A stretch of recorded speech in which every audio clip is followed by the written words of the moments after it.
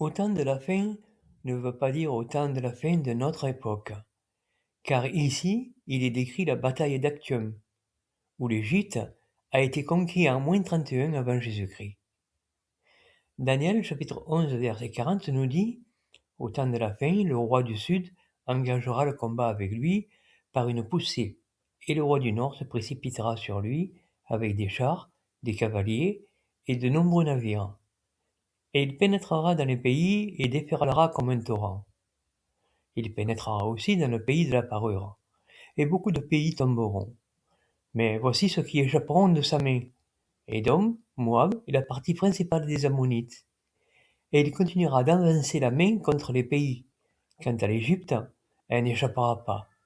Oui, il dominera sur les trésors cachés, sur l'or et l'argent, et sur toutes les choses de valeur de l'Égypte. Les Libyens et les Éthiopiens seront sur ses pas. L'Égypte étant vaincue, cette période a été appelée la Pax Romana. Nous pouvons avoir tous les détails dans le livre d'histoire. Ici, le roi du Nord est romain, et il combat le roi du Sud, Marc-Antoine, à l'époque de Cléopâtre. Ce récit est pour nous avertir des événements avant la venue de Jésus, qui se passe au chapitre 12, où Jésus donne des bases du monde nouveau par sa prédication. Le verset 45 nous fait le récit de la destruction de Jérusalem par les Romains en 70. Ces versets ne sont pas pour notre époque, car il faut bien comprendre que les armées les plus puissantes ne peuvent pas vaincre un pays. Les armes ne le permettent pas. Nous avons l'exemple de la Russie avec l'Ukraine et de l'Amérique avec l'Iran, et d'Israël avec le Liban. Pour notre époque, il est clair que Jérusalem sera prise par les nations.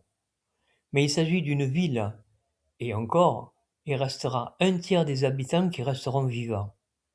Sans compter qu'ils ont des armes nucléaires, ce qui montre qu'Israël ne peut être totalement vaincu.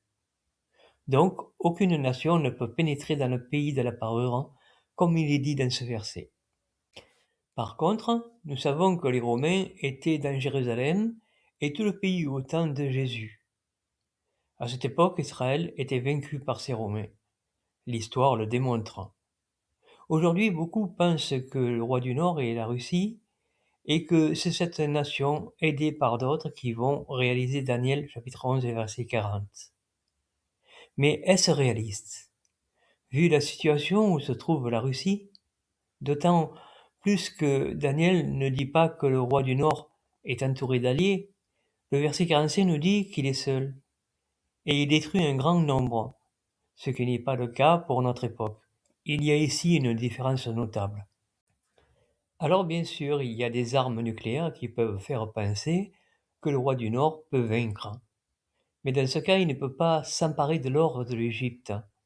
Cela aboutirait plutôt à une guerre nucléaire où personne ne serait gagnant. Certes, cela va arriver, mais ce qu'il faut voir, c'est que cela ne correspond pas à ce qui est dit dans Daniel chapitre 11 et le verset 40. Rien ne dit que ces versets sont pour notre époque. Et si nous entendons le contraire, il faut bien penser que ce sont des interprétations humaines, car personne ne peut donner cette preuve par les textes de la Bible. Quand on interprète la Bible, il faut aussi donner au moins 2 preuves sûres.